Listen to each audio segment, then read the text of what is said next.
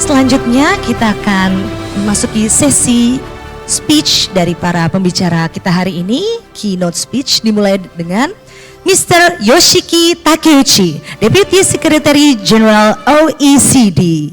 Takeuchi Yoshiki-sama, gotodan kudasai. Tepuk tangan untuk Bapak Yoshiki Takeuchi.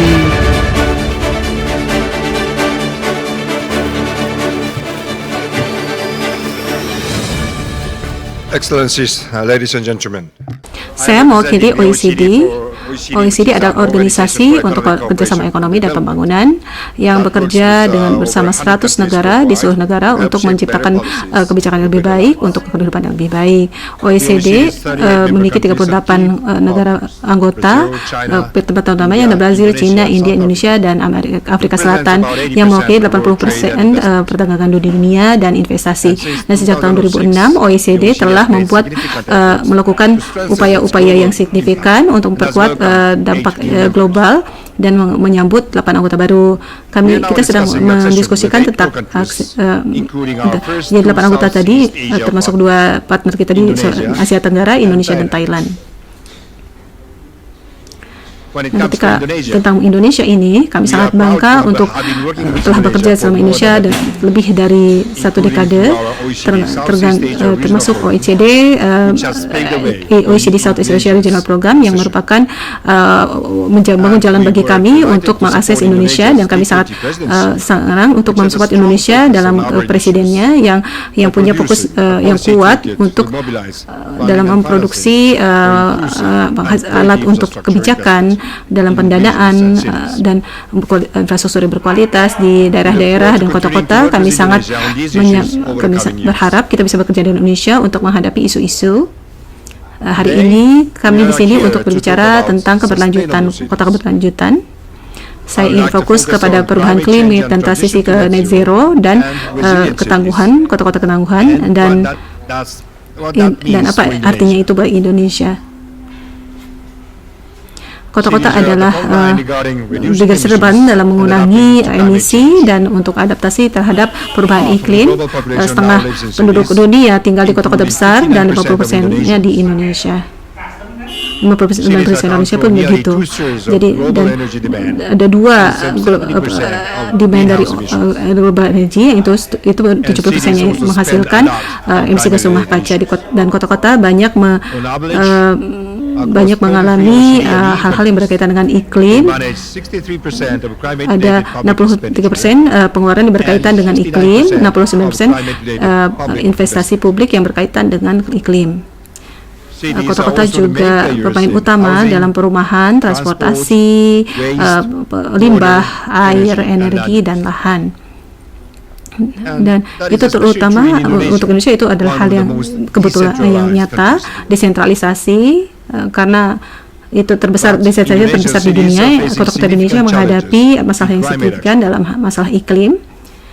Jadi yang sebenarnya Anda bisa lihat dalam diagram ini tentang emisi dari gas rumah kaca di Indonesia telah meningkat dari beberapa dekade dan 3 kali lipat lebih besar dibandingkan tahun 70. Dan pada saat yang sama pembangunan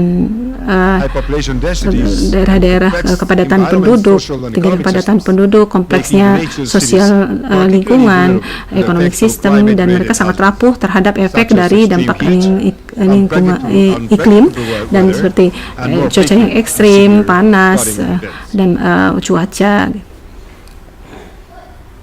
Kita bisa mengubah jalur 90% emisi urban bisa dipotong dengan teknologi yang sudah ada, dan banyak perubahan pemerintahan kota yang sudah melakukan upaya duluan, memimpin upaya.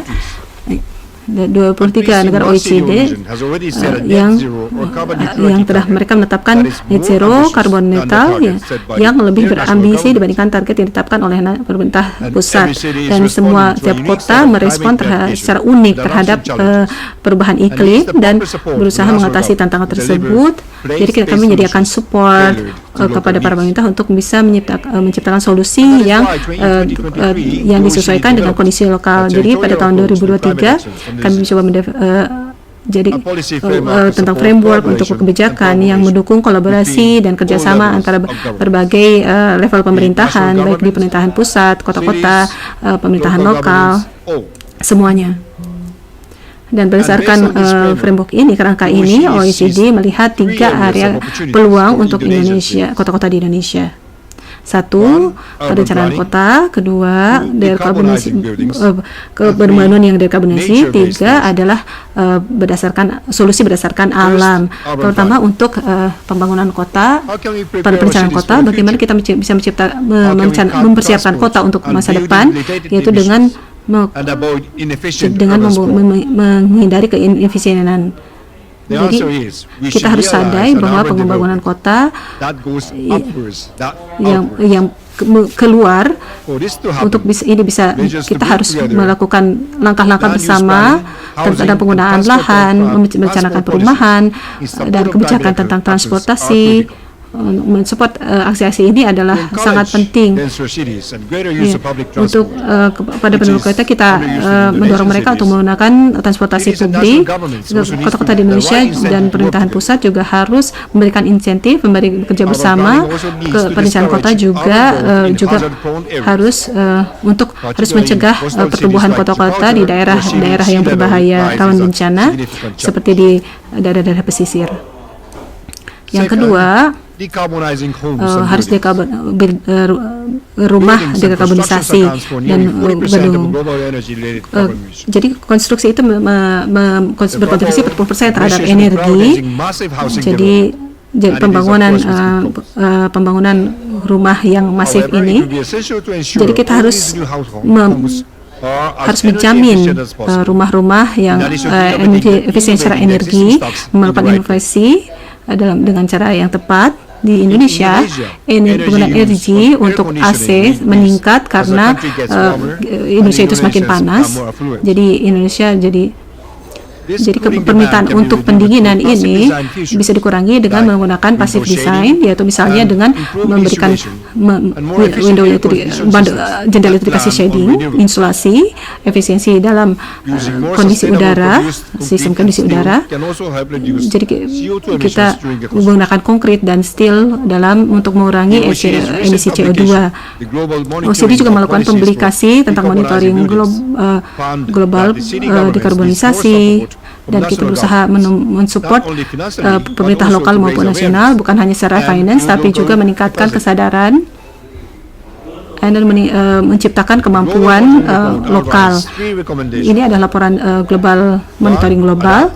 Ini kita harus melakukan langkah bertahap yang memungkinkan para investor.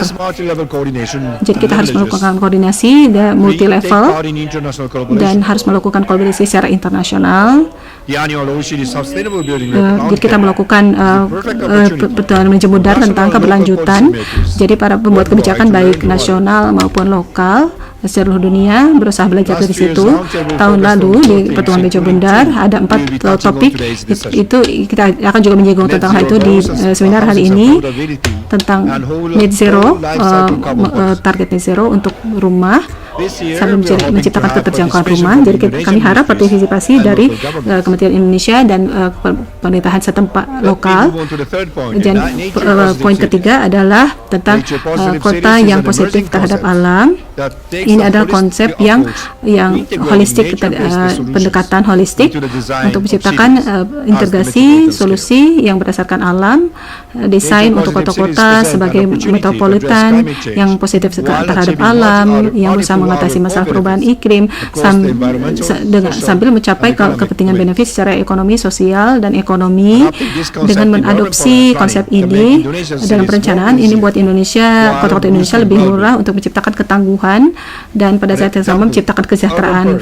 Misalnya taman kota itu bisa menangkap karbon dengan kota-kota dengan pohon-pohon, lalu ini bisa menciptakan kesejukan dan bisa menyerap hujan juga, dan pada saat yang sama kita bisa mendorong biodiversitas di kota-kota. Ini memberikan impact yang sangat signifikan bagi kesejahteraan penduduk warga. Kami juga menciptakan program-program untuk masa depan Dan sebelum saya menutup sambutan saya ingin menyinggung dua aspek yang penting dalam pembangunan yang berkelanjutan. Pertama, pertumbuhan yang inklusif, dan kedua adalah digitalisasi di kota-kota. Pertumbuhan yang inklusif di kota-kota adalah area yang OECD sudah melakukan banyak kontribusi tentang keterjangkauan rumah dan meningkatnya biaya rumah. Antara di negara-negara OECD, harga perumahan sudah naik 77% dibandingkan 96. Dari tahun 1999 ke 2022, kota-kota besar telah mendapat tekanan yang signifikan, kekurangan perumahan. Jadi pertumbuhan perumahan mereka menghadapi tantangan yang besar untuk menyediakan perumahan di kota-kota besar Indonesia. Indonesia sudah disebutkan berkali-kali bahwa kita tahu bahwa ini ada prioritas bagi pemerintah yang dalam pemerintah hari ini, dan kita berusaha untuk mencari solusi. 300 juta perumahan itu bukan hal mudah.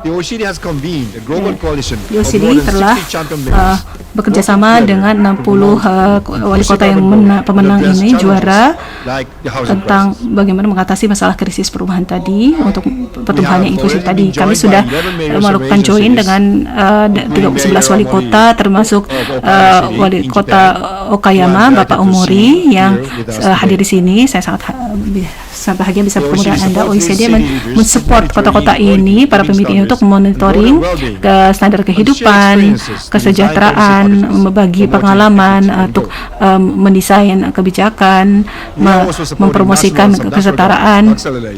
Kami juga mensupport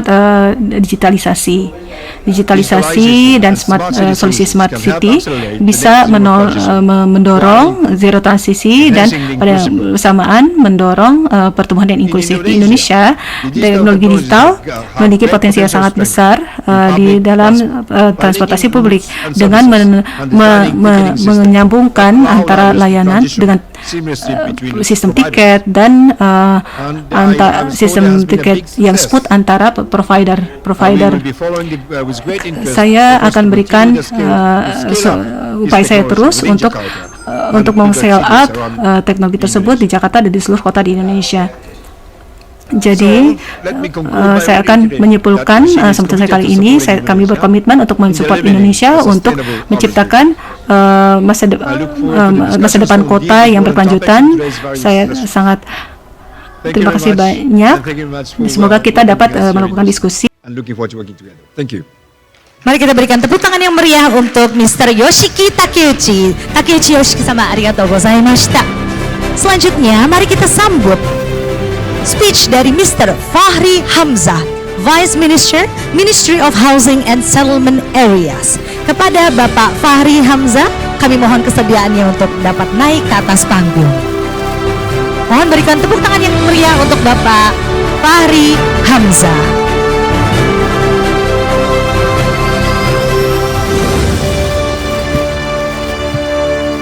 Terima kasih. Assalamualaikum warahmatullahi wabarakatuh. Salam sejahtera bagi kita semua. Saya harus memberikan sambutan. Komite meminta saya untuk mengucapkan kata sambutan kepada para peserta dan juga yang mereka sebut sebagai keynote speaker. Pertama-tama, perkenankan saya untuk menyampaikan rasa terima kasih saya kepada para tokoh-tokoh yang penting di dalam acara seminar hari ini. Bapak Masaki Yasushi, Bapak Yoshiki Takeuchi, Bapak Izuhiro Miura, Bapak Tetsuya Watanabe, Bapak Masao Omori, Bapak Akira Ichikawa, dan juga Bapak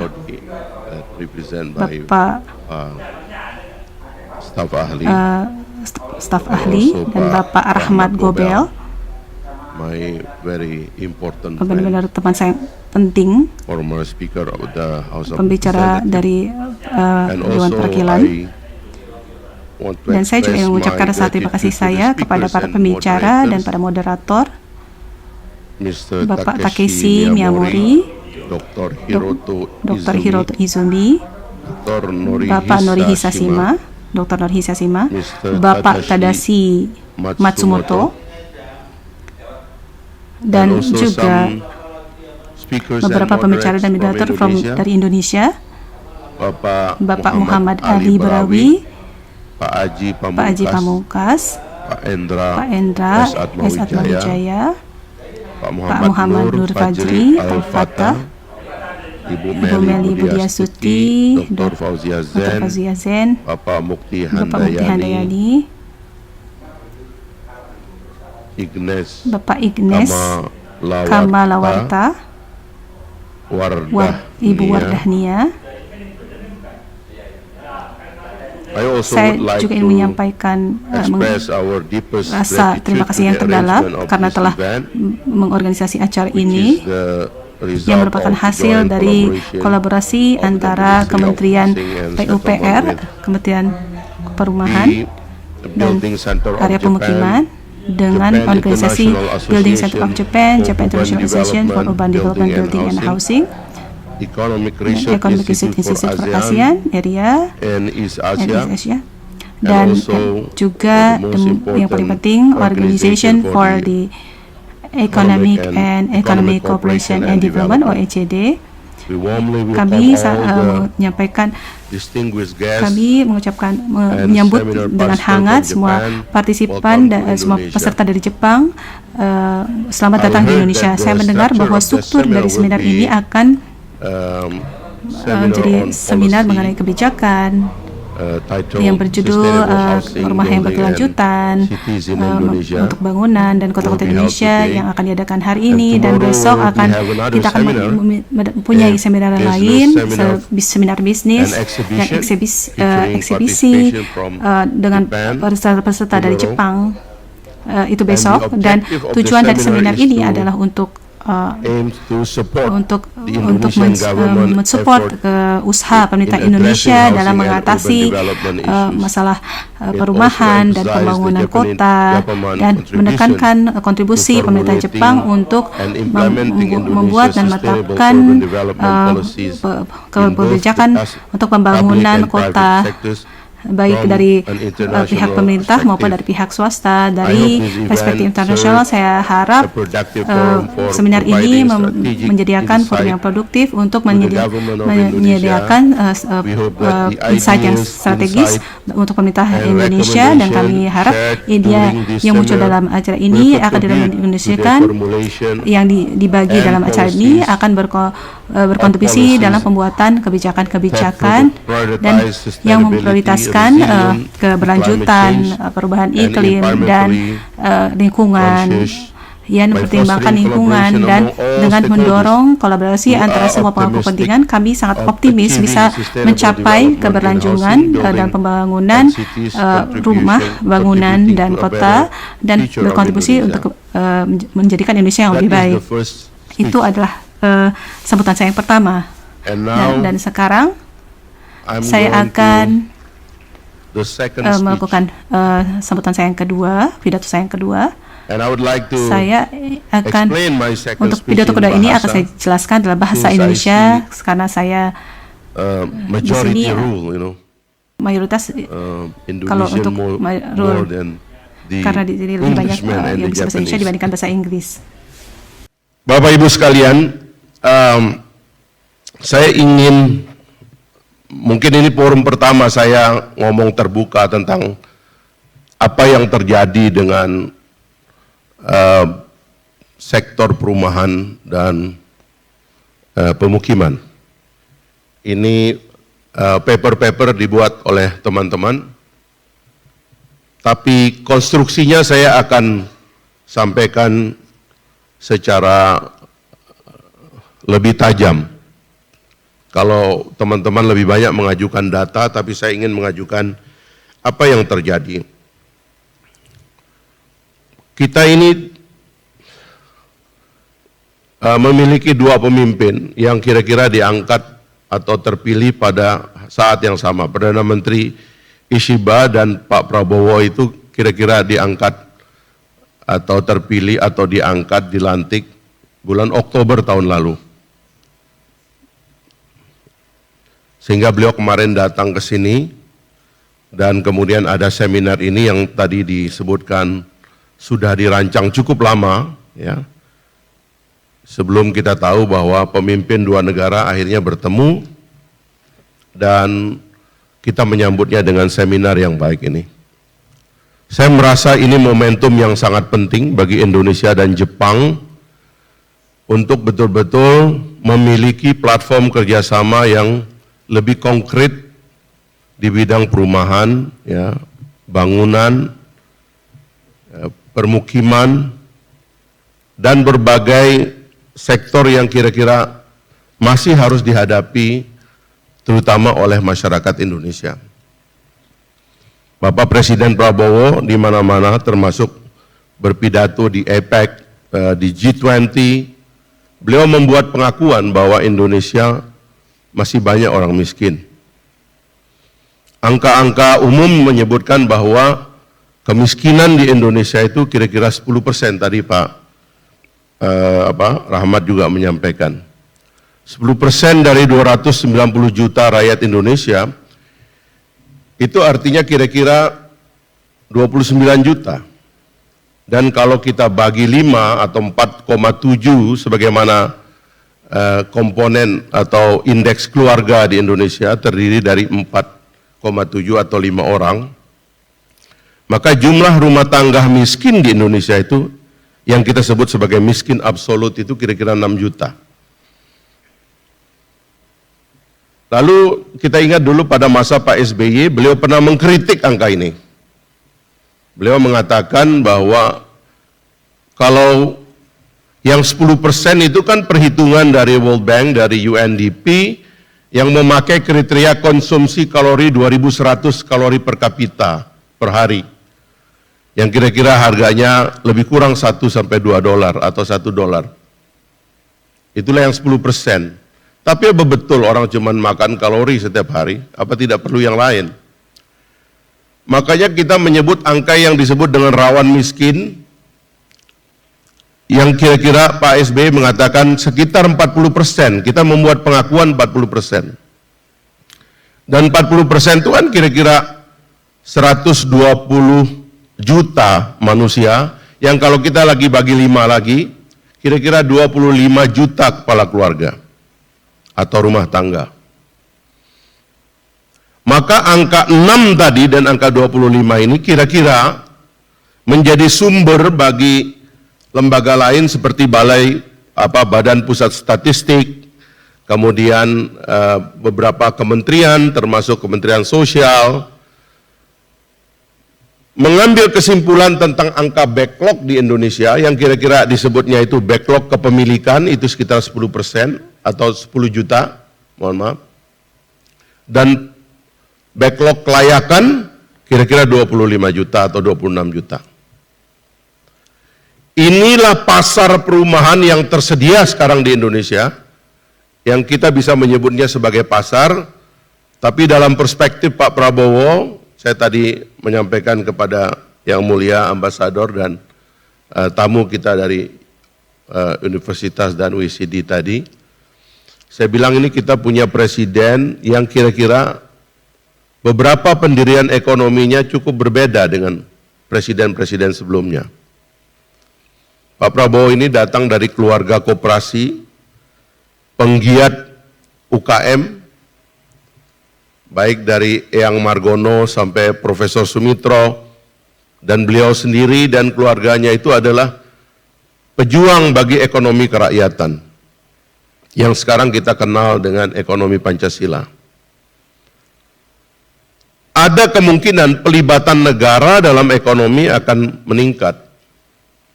Dan itulah yang nampak di awal ketika Presiden berdiskusi dan membentuk satu satgas yang namanya Satgas Perumahan setelah beliau diumumkan sebagai Presiden terpilih tahun lalu. beliau membentuk Satgas Perumahan yang meminta adik beliau, Pak Hashim, untuk langsung memimpin Satgas Perumahan itu. Dan di tahap-tahap awal kami berdiskusi berbulan-bulan untuk merumuskan apa desain dari kebijakan perumahan dan permukiman ke depan. Nah, waktu kita memperdebatkan nama kementerian, itu World Bank termasuk mengusulkan agar namanya adalah Kementerian Perumahan dan Pembangunan Perkotaan. Seperti tadi banyak disebut, Urban Development. Tapi kemudian kita sampai kepada kesimpulan membentuk satu kementerian yang bernama Kementerian Perumahan dan Kawasan Permukiman. Karena kita ingin mengadres secara lebih tegas problem perumahan dan permukiman ini, terutama masa depan perkotaan yang dalam statistik nanti dinampakkan di data teman-teman juga ada, bahwa makin hari jumlah penduduk kota di Indonesia makin lama makin banyak. Mencapai 66,7% kalau tidak salah. Nah, polisinya apa? Pak Prabowo dalam kampanye sudah menyebutkan yang disebut oleh Pak Rahmat tadi itu, 3 juta rumah. 1 juta di desa, 1 juta di pesisir, 1 juta di kota. Dan kemudian karena itulah lahir Kementerian Perumahan dan Kawasan Permukiman yang tadinya itu hanya adalah satu direktorat jenderal di Kementerian Public Works, pekerjaan umum. Sekarang itu menjadi satu direktorat jenderal yang kami sedang menyusun strukturnya, kira-kira nanti ada 4 direktorat jenderal, ya, kira 10 orang eselon 1 nanti di sana. Nah, Bapak Ibu sekalian, membentuk kementerian baru ini tentu maknanya banyak. Selain tadi menjalankan misi dari Presiden, ya, yang menginginkan bahwa seluruh rakyat Indonesia hidup di rumah yang layak dan memiliki rumah. Dan banyak sekali efek daripada hadirnya kementerian baru ini. Dan menurut saya ini juga momen yang tepat bagi diskusi ini, karena untuk pertama kalinya kementerian baru di sektor perumahan ini betul-betul akan menjadi departemen, bukan kayak dulu. Dulu kan ada kombinasi namanya Kementerian Kim Praswil, Kim Bangwil, lalu Menteri Negara Perumahan. Tapi ini adalah kementerian yang inginnya adalah sama besar dan sama kuat dengan Kementerian PU yang menjadi induknya itu. Itulah makna daripada kehadiran daripada kementerian baru itu. Karena itulah kemudian kami terus-menerus mengelaborasi apa tugas kami yang sebenarnya dalam perspektif pembangunan perumahan di Indonesia di masa yang akan datang. Tugas kami kalau kita identifikasi itu Bapak Ibu sekalian, nanti ada banyak fungsi dari kementerian baru disebut di posisi daripada kementerian. Tapi kira-kira yang utama itu 3, Pak. Di saat sekarang ini. Yang pertama itu kami ingin memastikan ketersediaan tanah. Dengan segala macam dinamika dan isu di dalamnya. Yang penting bagi kami adalah pembangunan rumah karena ada backlog yang besar. Itu dulu. Kami ingin orang Indonesia itu tidak seperti tumpah ruah karena nggak punya rumah. Kami ingin tadi memakai kata paling tradisional dari Pak Rahmat tadi, sarang, Pak. Kita ini bangsa mamalia, memang semua orang perlu sarang. Nggak usah manusia. Ya, burung, ternak juga perlu sarang. Ini orang Indonesia ada 10 juta yang nggak punya sarang, Pak. Ini kita mau selesaikan dulu. Karena itu tanah dan tanah itu pertama. So in the second side of the seminar tomorrow, so many businessmen, I want to proclaim to you that we will be ready, we will be prepared, the land for you, and we will not use,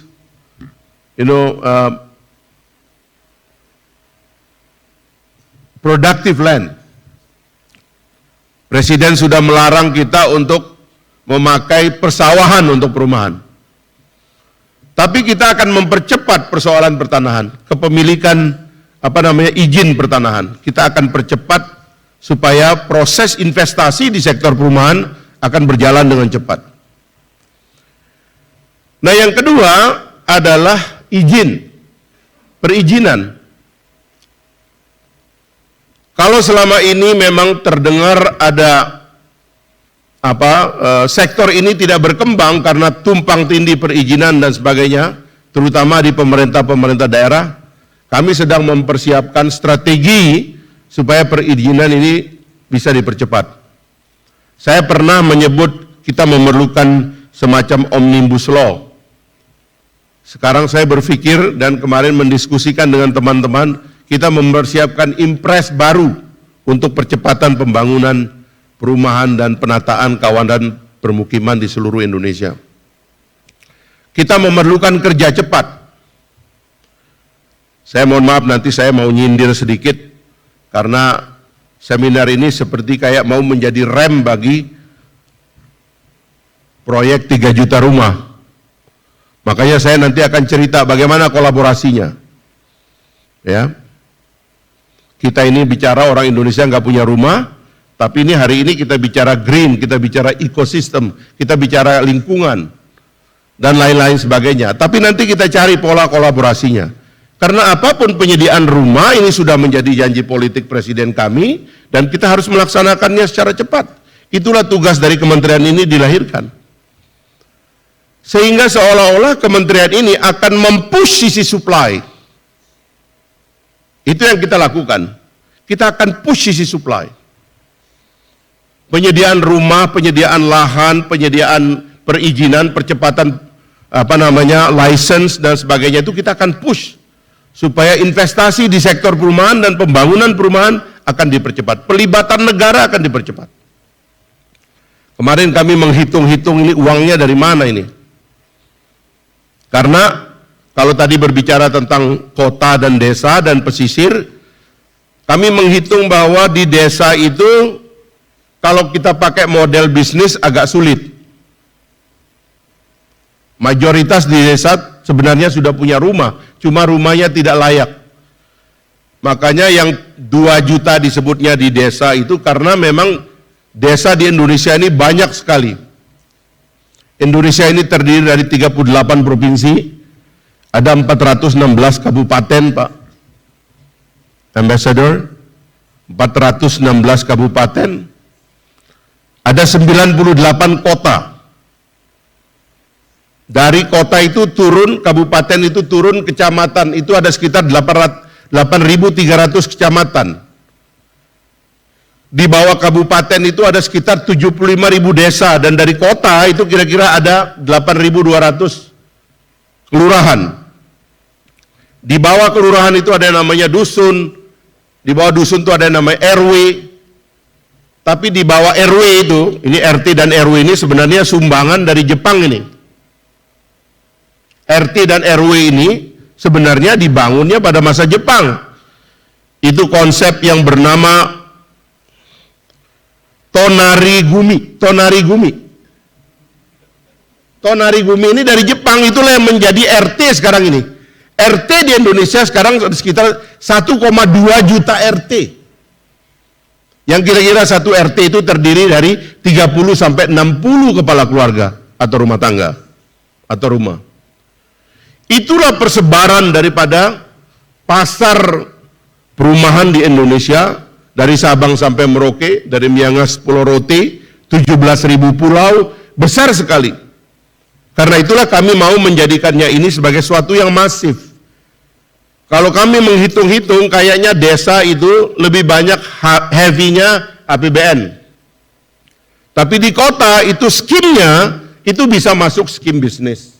Kenapa? Karena di kota itu tanahnya sedikit, rata-rata orang nggak punya rumah itu ada di kota. Karena itu daerah-daerah yang kumuh, pesisir sungai di kota-kota, pesisir pantai itu layak masuk ke dalam skema bisnis. Kami sedang beberapa kali bekerja sama dengan universitas, makanya nanti OECD saya usulkan nanti salah satu kerjasamanya dengan ITB, karena kami sedang berdiskusi dengan ITB. Itu ada sekolah arsitektur dan planologi di ITB.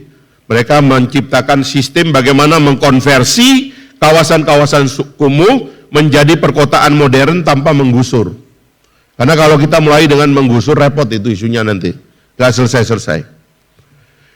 Nah, kira-kira dua pasar ini atau dua wilayah ini kita dekati dengan cara itu. APBN akan banyak lari ke desa dan di kota akan banyak skim bisnisnya. Jadi kami begitu menyebut angka 3 juta, rupanya ada banyak minat tuh. Ya. Qatar kemarin kita sudah tanda tangan 1 juta unit. Ke hari berikutnya saya bertemu dengan pejabat resmi dari kantor Perdana Menteri Qatar menyebut komitmen tambahan 5 juta unit. Sebelumnya kami ke Emirat, Menteri Infrastrukturnya menyebut juga 1 juta unit. Tapi kemarin setelah mereka mendengar Qatar nambah, ini kayaknya Emirat juga ingin nambah. China menyebut 1 juta juga. Ini Jepang kita belum dengar nih nyebut berapa jumlahnya ini. Tapi rupanya Jepang ingin concern kepada teknologinya. Karena itu saya kira saya setuju dengan tema dari seminar ini. Saya punya kritik kepada pemerintah di masa-masa yang lalu ketika membangun itu tanpa desain, tanpa ide. Tanpa gagasan besarnya. Karena ini datang dari demand yang sangat besar sekali dari masyarakat. Dan akhirnya masyarakat itu membangun rumahnya sendiri, ya, tanpa asistensi, ya, sehingga rumah kualitasnya dan sebagainya itu dibangun, bisa dibilang kalau pakai bahasa orang Indonesia itu ugal-ugalan, Pak. Kemarin kami baru memeriksa ada proyek insentif perbankan yang menurut saya perlu dievaluasi karena mayoritas pembangunannya di atas sawah. Karena sawah itu gampang, petani juga nggak punya posisi tawar. Kalau ditawar tanahnya murah, gampang jual. Setelah dijual, cari akal, itu jadi boleh membangun rumah. Padahal sawah itu, selutut kita ini adalah tanah unsur hara. Itu lembek sekali. Sehingga kalau ada gempa, saya pernah memimpin tim untuk pengawasan rekonstruksi gempa di Lombok Utara, 7 skala Richter, hilang itu hampir semua rumah. Karena konstruksinya tidak kuat dan tidak dibangun di atas tanah yang kuat. Nah, jadi menurut saya isu green sebagai isu dari seminar ini menjadi penting karena kami juga mau apa yang kita bangun ini adalah untuk jangka waktu yang panjang. Tadi Pak Rahmat Gobel mengajak saya melihat satu teknologi yang punya kemampuan bertahan paling tidak 100 tahun. Dengan harga yang layak, tentunya Indonesia akan menjadi pasar yang sangat baik sekali bagi perumahan yang berteknologi, berorientasi kepada lingkungan, dan menyambut pola dan gaya hidup dari masyarakat baru Indonesia, terutama kaum milenial, sehingga kami percaya bahwa pasar perumahan di Indonesia ini akan sangat besar. Seminar ini saya terus terang berharap agar dilakukan setiap tahun, Mr. Ambassador. I would like to express my demand, that I think this seminar should be conducted every year because the issue in the housing activities is really, really important to discuss many times. I have my criticize to my own government that sometimes building without evaluation, without public policy analysis. Building is part of public policy. Nah, karenanya itu selama ini itu kurang dan karena itu kita ingin bahwa tukar pikiran antara dunia swasta, dunia pemerintahan, pelaku, praktisi, teoritisi, kita berkumpul sama-sama di Jakarta, ya, karena Jakarta ini salah satu negara dengan penduduk yang populasinya besar, kita mendiskusikan isu-isu bagi masa depan sektor perumahan kita dan pembangunan properti kita ke depan. Jadi saya mengusulkan agar ini kita lakukan setiap tahun. Tadi juga OECD minta kontak person, saya sudah mengangkat Pak Edward, ya, mana Pak Edward?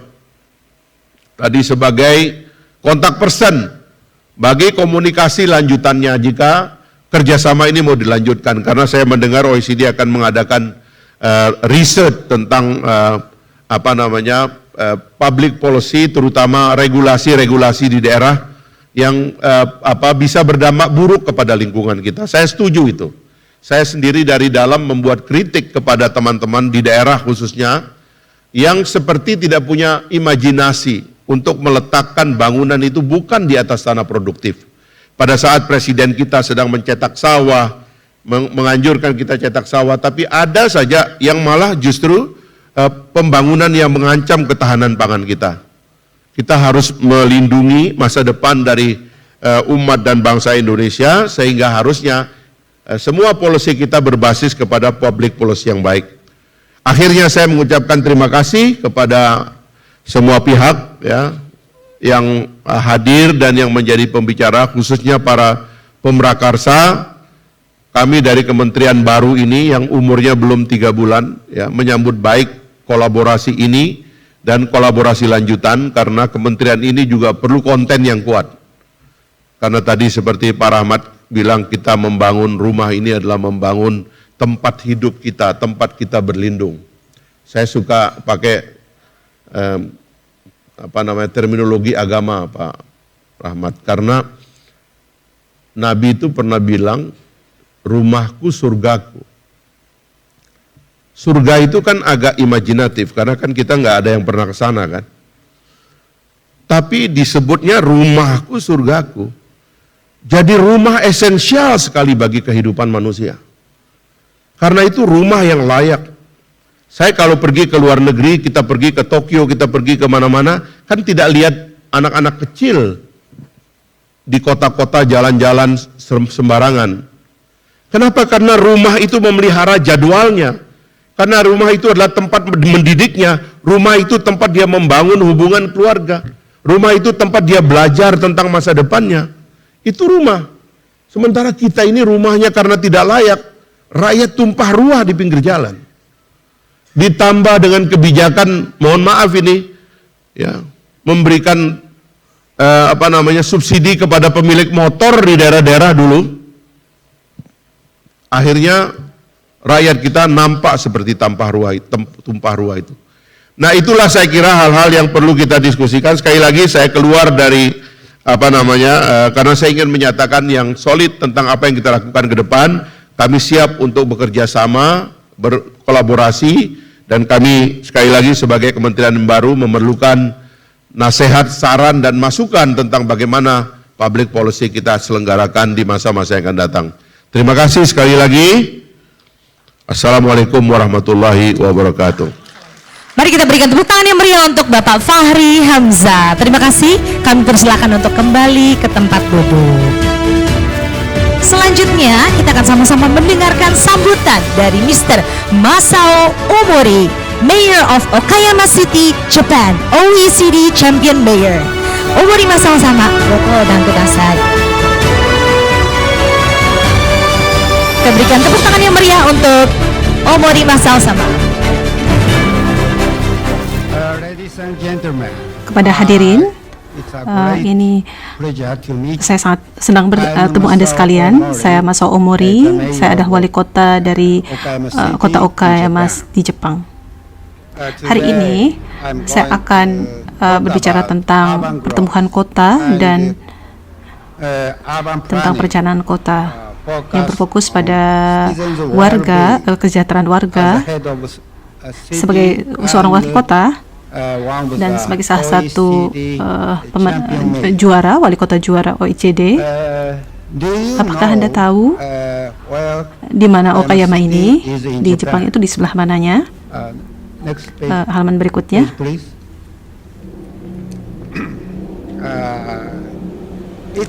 Kami ada di bagian barat Jepang. Populasinya adalah sekitar 720.000 orang. Ini ada sebuah pulau dengan kita punya banyak berbagai pulau yang indah. Okayama City has developed as a Kota kami sudah membangun transportasi hub transportasi, terminal transportasi. Kita bangun bangunan yang berfungsi sebagai untuk commerce, untuk pengobatan, untuk pendidikan dan budaya. Kita membuat hub-hub seperti itu. Next page, please. Kota Okayama also jadi pionir juga dalam mengambil inisiatif dalam ISD. ISD itu adalah pendidikan untuk keberlanjutan, pembangunan yang berkelanjutan. Pendidikan untuk pembangunan berkelanjutan. Jadi pendidikan untuk menciptakan pemimpin untuk kota yang berkelanjutan. Ini adalah inisiatif internasional oleh UNESCO. Fitur yang unik dari kota Okayama, inisiatif ISD-nya ini adalah mereka ini menggunakan sekolah yang berasosiasi dengan UNESCO dan pusat pembelajaran komunitas. Halaman berikutnya. Dan sejak 2005, kota Okayama telah mempromosikan ISD dengan kolaborasi antara industri, pemerintah, akademisi, dan warga sebagai salah satu pionir untuk melakukan hal tersebut di dunia. Pada tahun 2014, UNESCO World Conference tentang ISD diadakan di kota Okayama. Kota Okayama telah menerima banyak penghargaan dari secara internasional dari organisasi internasional.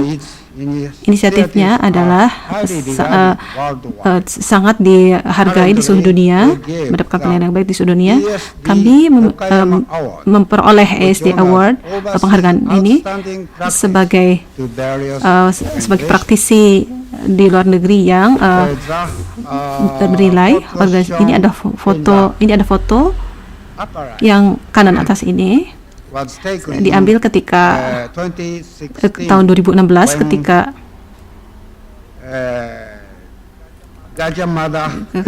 Universitas Gadjah Mada Indonesia menerima ISD, mendapatkan penghargaan ISD dari kota Okayama untuk restorasi dan pergerakan. Kota Okayama membuat rencana masa depan kota SDG untuk membuat kota kami sebagai tempat di mana orang-orang ingin terus tinggal di situ bertahun-tahun ke depan.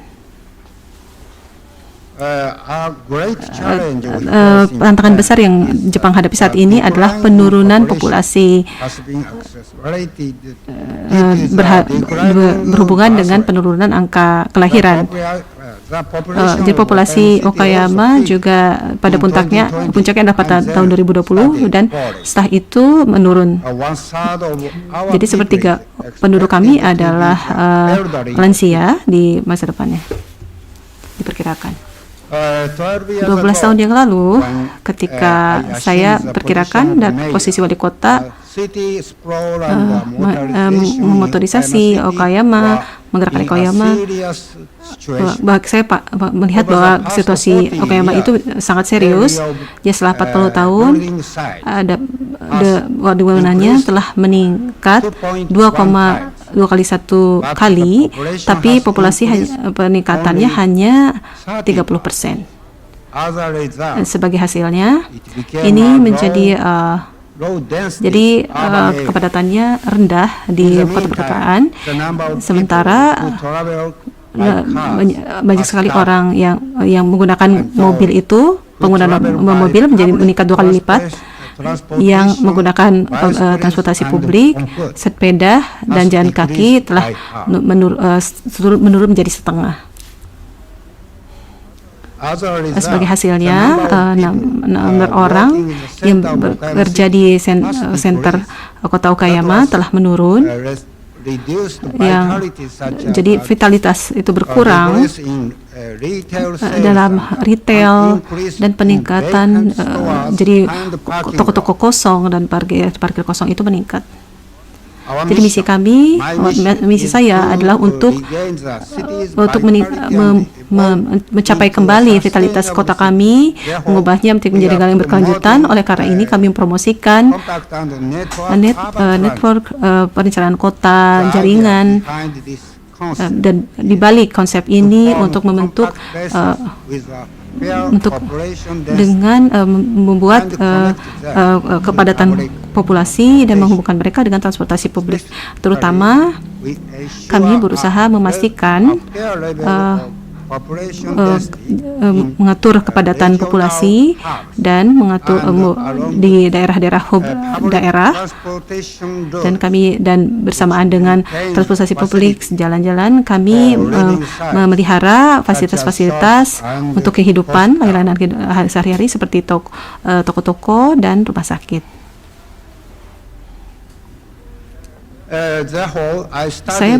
Saya mulai meneliti tentang untuk bagaimana revitalisasi kota dan meningkatkan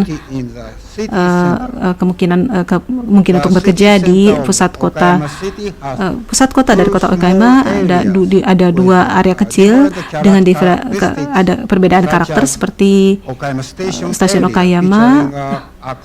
Di situ menunjukkan terpusatnya fasilitas-fasilitas komersial dan bisnis.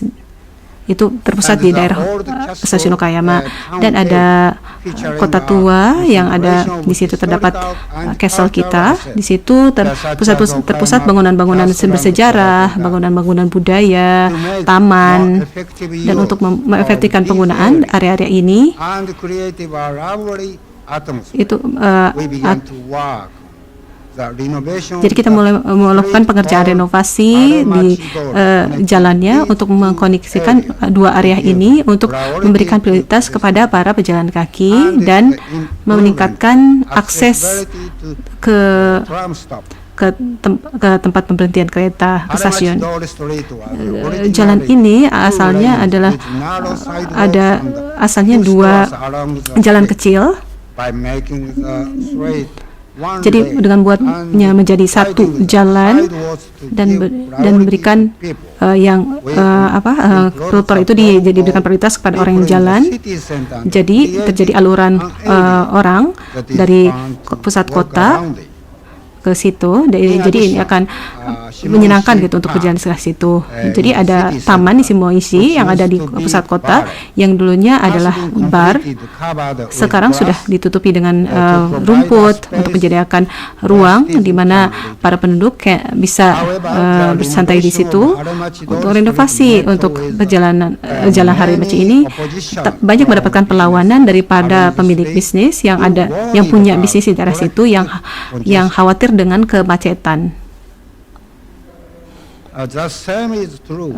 Dan tentang perpanjangan trams juga kota ini.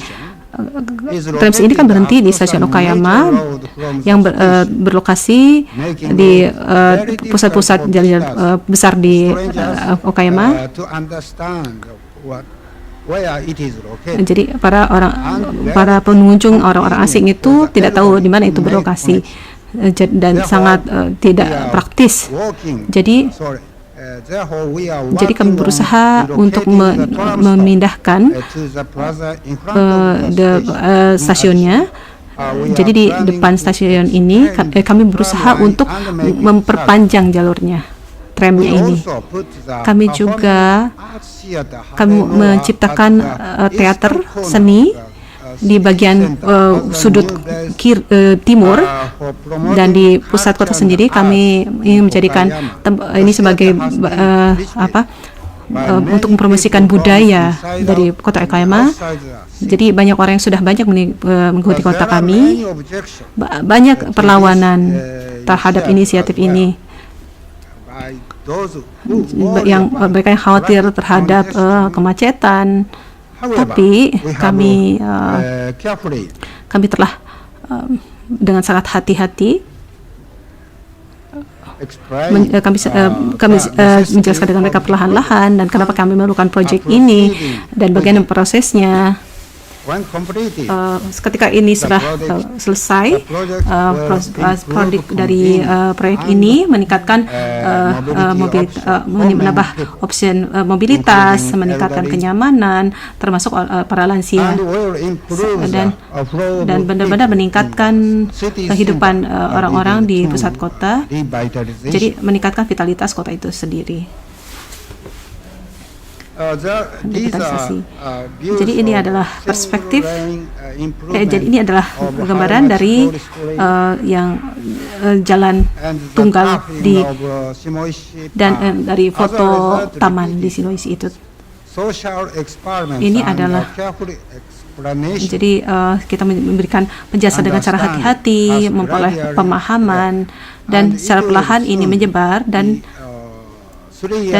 dalam 3 tahun setelah renovasi diselesaikan, hari ini seorang ini dan jadi pejalan kaki di hari-hari libur meningkat 40% dan 30 toko baru telah buka di jalan baru tadi, dan jumlah tokonya yang meningkat, dan area tersebut menjadi tempat di mana para warga bisa rileks.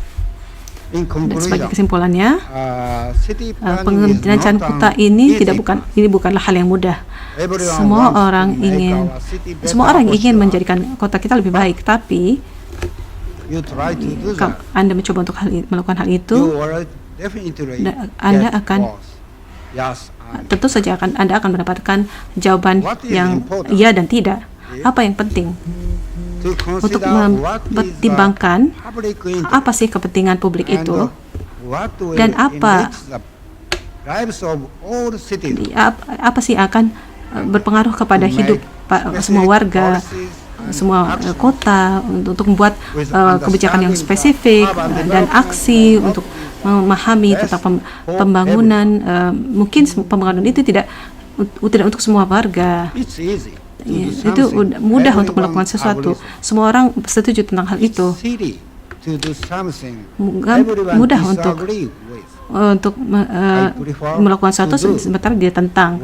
Saya lebih pilih ada 5 orang dan 10 orang yang setuju dan berusaha untuk meningkatkan jumlah orang yang setuju dengan penjelasan yang perlahan, baik-baik. Saya percaya ini adalah politik, dan saya berkomitmen untuk bekerja untuk kesejahteraan warga kota.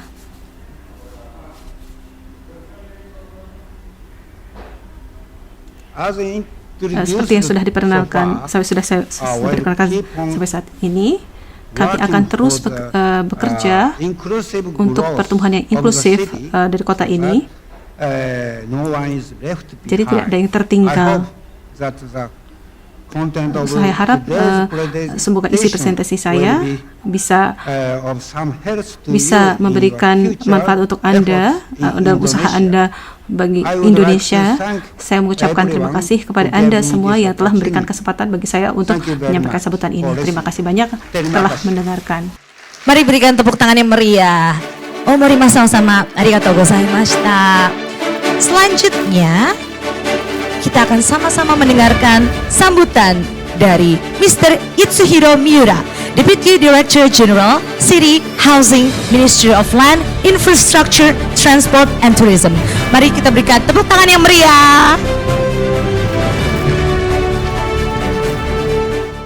Hello everyone. Selamat pagi. Selamat pagi. Saya akan men-share tentang pengalaman Jepang tentang menyediakan perumahan massal dan dekarbonisasi. Ini adalah kesempatan yang sangat berharga. Semoga ini bisa memberikan manfaat untuk Anda semua. Jadi ada 4 seksi dari speech saya.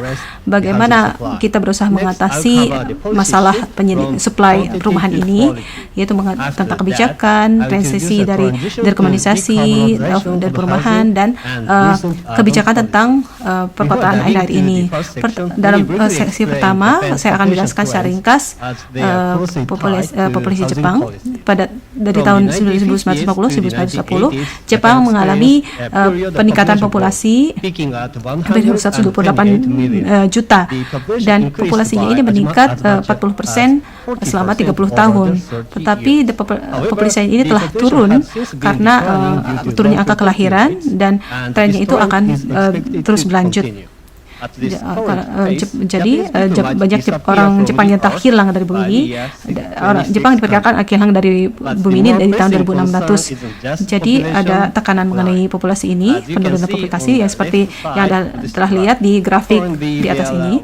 Jadi ada 12 juta orang lansia yang mereka itu hidup sendiri, dan nomor ini akan meningkat terus. Jadi banyak para individu-individu yang bergantung kepada program pensiun, dan mereka membutuhkan penanganan. Jadi mengatasi masalah perubahan itu adalah penting. Ini benar-benar masalah kritis karena masyarakat kami itu mengecil gitu. Jadi Jepang, jadi saya akan fokus kepada langkah-langkah kebijakan, langkah-langkah kebijakan. Jepang sudah menerapkan, Jepang banyak mengalami kerusakan ketika Perang Dunia Kedua, dan kami sudah, pemerintah merespon dengan 3 strategi, menciptakan perusahaan, kolaborasi dengan pemerintahan lokal, menciptakan perusahaan perumahan sendiri, ini untuk mengatasi kekurangan perumahan saat habis perang, dan secara efektif mengatasi. Jadi ketika tahun 1950 hingga 1970 terjadi urbanisasi yang pesat di Tokyo, Osaka. Ini menjadi hub-hub yang sibuk secara ekonomi maupun secara sosial, dengan jutaan bermigrasi ke kota-kota besar. Jadi kebijakan perumahan ini, jadi banyak orang yang komut gitu. Jadi kota-kota menghadapi masalah lalu lintas yang parah. Jadi kebijakan perumahan ini merespon tentang pertumbuhan populasi. Jadi GHLC didirikan di tahun 1950. Dia menyediakan pinjaman dengan bunga yang rata dalam jangka panjang langsung kepada individu-individu. Pada tahun 1958, bank-bank komersial tidak mau menawarkan pinjaman yang jangka panjang ini karena skor yang rendah. Jadi 90 juta rumah tangga ini mendirikan rumah dalam 57 tahun sejarah. Jadi sekitar 30% dari pembangunan dari seluruh rumah yang ada. Jadi selama periode itu, jadi pilar kedua adalah menyediakan perumahan rental untuk mereka berumah tangga yang berpenghasilan rendah. Undang-undang baru yang diterapkan, yang berlaku sejak tahun 1991, ini adalah kerangka dasar ini untuk pemerintah lokal dan prefektur maupun municipal ini. Mereka memanage proyek. Jadi untuk biaya konstruksinya sendiri di cover setengahnya. Jadi ini menjadi affordable bagi mereka. Jadi untuk tatamanya itu luasnya sekitar 40 atau 50 meter persegi, tidak begitu luas, tapi setidaknya fungsional dan nyaman. Dan jadi kalau pilar dari kebijakan perumahan rumah Jepang itu JHC yang didirikan oleh pemerintahan di tahun 1955. Perusahaan ini mengembangkan lahan dan banyak membeli daerah-daerah metropolitan, dana dari pemerintah seperti investasi keuangan. Di JHC menyediakan 1,6 juta perumahan untuk para yang berpenghasilan menengah.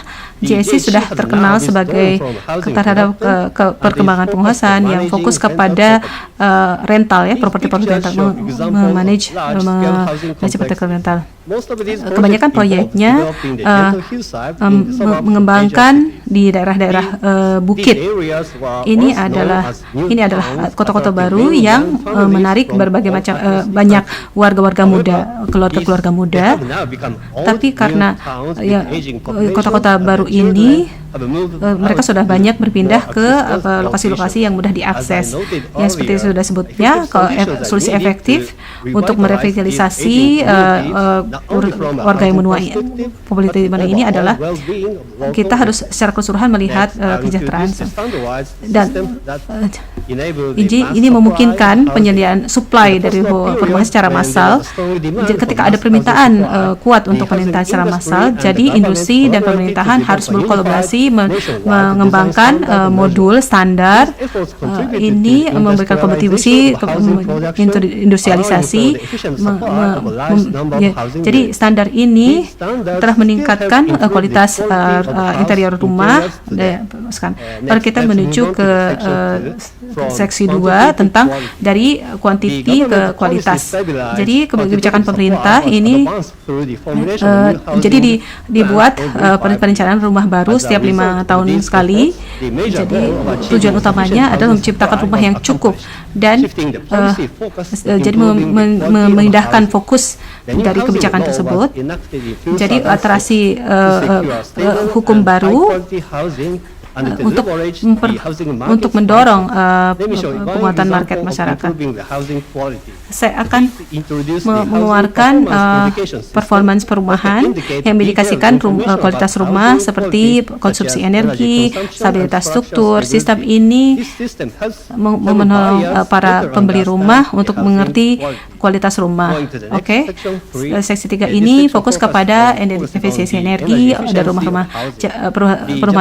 Pemerintah Jepang sudah berkomitmen terhadap net zero untuk mencapai net zero pengeluaran emisi pada tahun 2050 dan buat men-setting target untuk mengurangi emisi gas kaca 36% dari 2013 ke 2030. Indonesia sendiri sudah menargetkan net zero pada tahun 2016. Jadi saya jelaskan secara singkat tentang standar efisiensi. Ada 2 komponen, konsumsi energi primer seperti AC. Ada juga elemen seperti jendela, atap. Ini diagram pie ini mengilustrasikan performance dari efisiensi energi. Hanya 12% saja yang bisa memenuhi standar, sementara di seksi level 1 tadi hanya 24% yang bahkan tidak memenuhi standar. Lihat saja dari nomor ini kita bisa saja sekali bahwa rumah-rumah yang ada ini tidak memenuhi standar. Ini sangat masalah ya. Ini ada roadmap menuju karbon netral di kanan atas. Ini ada target kita yaitu zero emission tadi sampai ke tahun 2050. Ini milestone kami. Dia semua proyek-proyek. Jadi ada seri energi standar untuk perumahan sampai tahun 2030. Jepang mensupport energi efisiensi energi. Dan instalasinya untuk rumah-rumah yang ada. Terus ada program subsidi yang Desember lalu, dan ini subsidi untuk melakukan transformasi hijau untuk rumah-rumah yang sudah ada. Jadi ini ya Green Box Household Building atau GTO, rumah-rumah GTO. Ini mereka berhak untuk mendapatkan subsidi 160 juta per unit rumah. Jadi mereka mendapatkan bantuan keuangan. Jadi mereka membantu mereka untuk bisa memenuhi standar tersebut. Jadi Jepang, stok perumahan di Jepang berkembang secara pesat yang memenuhi energi efisiensi tadi. Jadi masih banyak rumah juga yang masih belum ada instalasi performanya tadi. Jadi program baru untuk menciptakan kota kuning untuk menciptakan subsidi 60 untuk rumah untuk meningkatkan efisiensi energi. Mari saya jelaskan contoh lain untuk meningkatkan kualitas rumah. para developer sekarang membutuhkan melabel proyek mereka dengan energi saving atau penghematan energi yang harus mencantumkan konsumsi energi, instalasi, dan penggunaan energi terbarukan. Ini sistem pelabelan ini sejak dimulai tahun lalu inti untuk membantu para konsumen untuk lebih baik tentang lingkungan dan tentang pengoperasian dan efisiensi energi. Kami mendorong konsep whole WC atau whole life carbon tentang cycle kehidupan.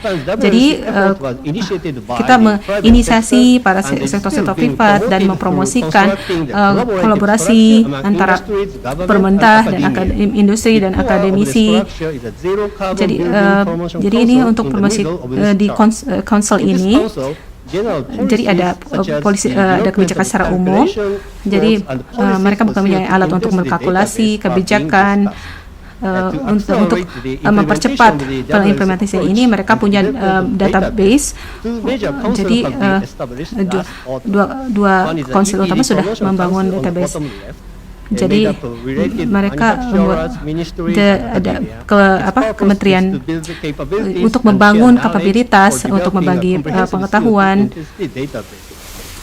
Jadi di antar kementerian juga di dalam Kamadit mereka melakukan pertemuan-pertemuan yang di kiri bawah ini untuk mempercepat diskusi dan implementasi di bawah koperasi yang antara kementerian-kementerian yang berkaitan, yang bekerja sama tentang bahan-bahan bangunan. Jadi ini roadmap ini, jalan peta jalan ini diharapkan untuk bisa mendemonstrasikan komitmen pemerintah. Dan untuk ini ada alat untuk penilaian atau alat untuk asesmen, yaitu tentang penghitungan tentang CO2, itu siklusnya. Jacket ini tersedia bebas gratis dan diharapkan untuk bisa meningkatkan implementasi dari WC approach tadi. Ini adalah hasil dari asesmen WC itu oleh Jacket yang mereka mengkalkulasi secara otomatis pengeluaran CO2-nya. Kenapa WC ini adalah kebijakan yang penting? Karena banyak tantangan dalam membangun database yang intens untuk memformalisikan sistem legal. Kami ingin bergerak ke dalam masalah-masalah di perusahaan-perusahaan dan kami kita maju ke seksi keempat mengenai kebijakan perkotaan. Jepang telah mempromosikan jaringan inisiatif mengkombinasikan manajemen distrik dan infrastruktur hijau kerjasama di daerah-daerah konsentrasi di daerah mempromosikan penggunaan transportasi publik dan menciptakan pusat kota, ruang-ruang di pusat kota untuk di mana kita bisa bekerja. Dan saya ingin sedikit menyentuh tentang TOD atau Transit Oriented Development. Ini di kota-kota urban, di kota-kota urban, penduduk itu banyak terkonsentrasi di situ, ada kemacetan, bahkan polusi udara. Jadi pendekatan TOD itu adalah berfokus kepada pengembangan dan manajemen jaringan kereta dengan meningkatkan area sepanjang rel kereta dan sekitar stasiun dan menargetkan area-area untuk menarik lebih banyak penduduk dan akhirnya banyak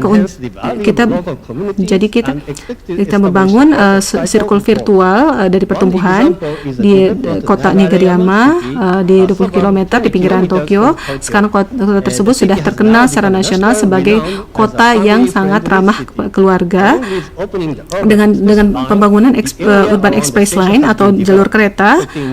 Dengan pembangunan tersebut sekarang 30.000 penduduk hidup kehidupan dan berkualitas tinggi. Dari pengalaman saya dengan menciptakan lingkungan yang nyaman untuk ditinggali. Ini adalah akhir dari pidato saya. Semoga pidato saya memberikan pandangan baru bagi Anda semua.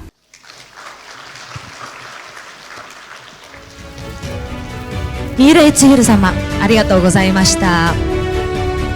Selanjutnya, kita akan sama-sama mendengarkan sambutan keynote speech dari Mrs. Melly Budiastuti, Secretary of Housing and Settlement, Department of DKI Jakarta. Kita berikan tepuk tangan yang meriah untuk Ibu Melly Budiastuti. Kami persilakan untuk naik ke atas panggung.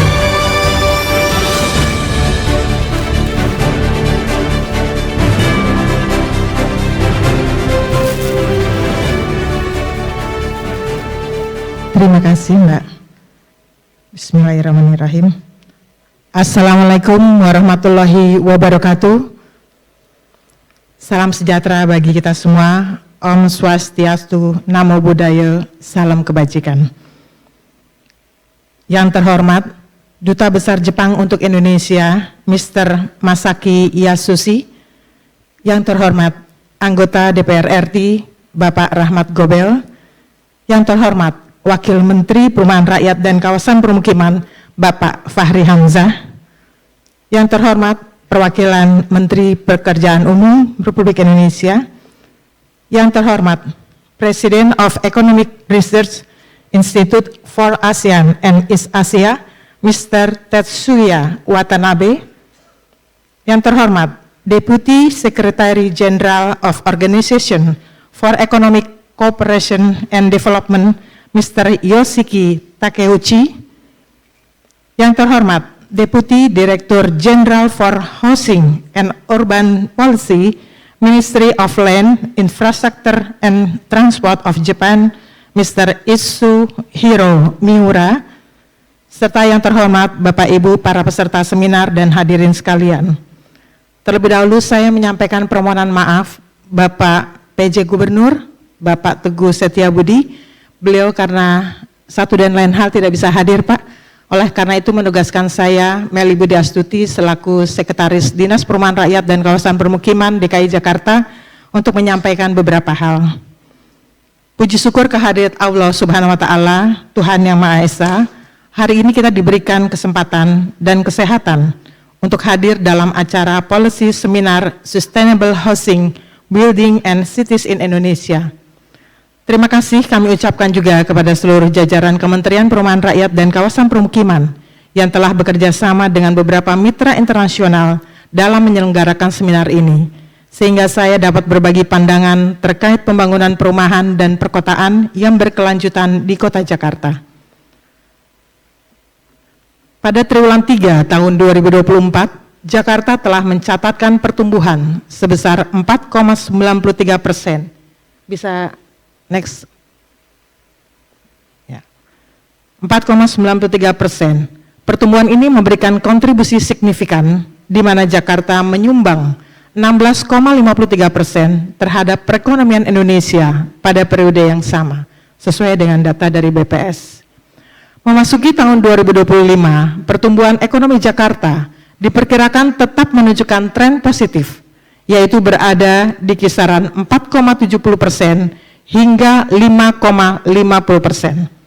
Di mana kedepannya arah kebijakan ekonomi Jakarta dilaksanakan sesuai dengan Undang-Undang Nomor 2 Tahun 2024 dan perubahannya melalui Undang-Undang Nomor 151 Tahun 2024, di mana menegaskan posisi Jakarta sebagai pusat perekonomian nasional dan kota global.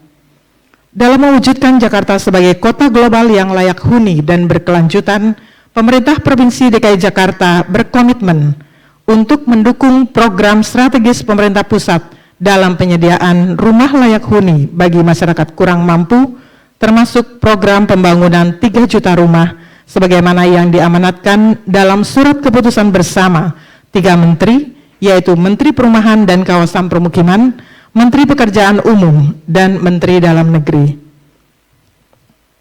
Dengan jumlah penduduk lebih dari 11,34 juta jiwa, kebutuhan perumahan menjadi salah satu prioritas utama di Kota Jakarta. Hal ini ditunjukkan dari 50,14% lahan Jakarta yang digunakan untuk perumahan dan kawasan permukiman. Saat ini, pemerintah Provinsi DKI Jakarta telah membangun sebanyak 33.229 unit rumah susun sederhana sewa atau rusunawa yang tersebar di 42 lokasi strategis demi memenuhi kebutuhan perumahan di Kota Jakarta yang terbilang tinggi. Pembangunan rusun ini rencana akan terus dilaksanakan hingga tahun 2027 dan seterusnya secara bertahap sesuai dengan kebutuhan masyarakat Jakarta. Perlu kami sampaikan juga Bapak dan Ibu bahwa Dinas Perumahan mempunyai land banking seluas 27,6 hektar di mana itu bisa dibangun sebanyak 36 tower ataupun 7.260 unit. Selain mengupayakan pembangunan rumah susun sewa, pemerintah Provinsi DKI Jakarta juga terus melakukan perbaikan lingkungan perumahan melalui program Community Action Plan ataupun CAP dan Community Implementation Program ataupun CIP yang melibatkan berbagai pihak termasuk masyarakat dalam menata lingkungan tempat tinggal mereka. Hingga kini, program ini telah mencakup 339 RW di seluruh Jakarta. Kami melibatkan kelompok-kelompok masyarakat, Bapak dan Ibu, sehingga mereka mempunyai rasa memiliki dalam membangun wilayahnya. B. Perbaikan rumah dan konsolidasi tanah vertikal ataupun KTV, seperti di Kelurahan Tanah Tinggi dan Palmerah, melalui kerjasama dengan Yayasan Buddha Seci, untuk meningkatkan kondisi fisik rumah sekaligus menata kepemilikan tanah. Beberapa waktu yang lalu telah dilaksanakan peresmian yang dihadiri juga oleh Bapak Menteri Perumahan Rakyat dan juga Pak AHY. 8. Penyediaan rumah terjangkau di Kota Jakarta juga diupayakan bersama badan usaha milik daerah ataupun BUMD seperti Perumda Pasar Jaya dengan membangun hunian di atas pasar. Proyek hunian di atas pasar ini diawali dengan pelaksanaan pilot project di Pasar Pramuka yang mencakup 1.984 unit hunian bertipe 36 untuk memenuhi kebutuhan masyarakat berpenghasilan rendah. Pembangunan hunian di atas pasar akan dilanjutkan di beberapa lokasi seperti di Pasar Minggu, Pasar Senen, Blok 6, Pasar Cempaka Putih, Pasar Grogol, dan Pasar Jelambar Baru. Harapannya, konsep hunian di atas pasar ini juga dapat menjadi upaya untuk memaksimalkan efisiensi lahan perkotaan serta memperdayakan kegiatan ekonomi lokal. Kedepannya, Pemprov DKI Jakarta akan terus mengupayakan sinergi dengan berbagai pihak terkait untuk mendukung penyediaan hunian yang menggunakan konsep pembangunan hunian berbasis TOD ataupun Transit Oriented Development demi mencapai target net zero emission di tahun 2050. Pada kesempatan ini, saya mengajak semua elemen masyarakat untuk bersinergi dalam mengupayakan hunian layak dan memastikan pembangunannya dapat terrealisasi dengan baik, sehingga mampu menciptakan ruang yang mendukung interaksi sosial, kegiatan ekonomi, dan kenyamanan masyarakat. Selamat mengikuti kegiatan seminar. Saya berharap seminar ini menjadi wadah untuk menguatkan sinergi dari berbagai pihak sehingga menghasilkan langkah strategis, inovatif, dan aplikatif demi pemenuhan kebutuhan hunian yang layak dan terjangkau di Indonesia dan Kota Jakarta. Semoga Allah Subhanahu wa Ta'ala, Tuhan yang Maha Esa, memberikan ridho-Nya kepada kita untuk mendukung peningkatan kualitas hidup masyarakat serta mewujudkan Jakarta sebagai kota layak huni dan berkelanjutan. Demikian yang dapat kami sampaikan, kurang lebihnya saya mohon maaf. Wassalamualaikum warahmatullahi wabarakatuh. Om Sasti Santi, Om Namo Buddhaya. Terima kasih. Mari kita berikan tepuk tangan yang meriah untuk Ibu Meli Budiastuti. Kepada Ibu Meli kami persilakan untuk kembali ke tempat duduk.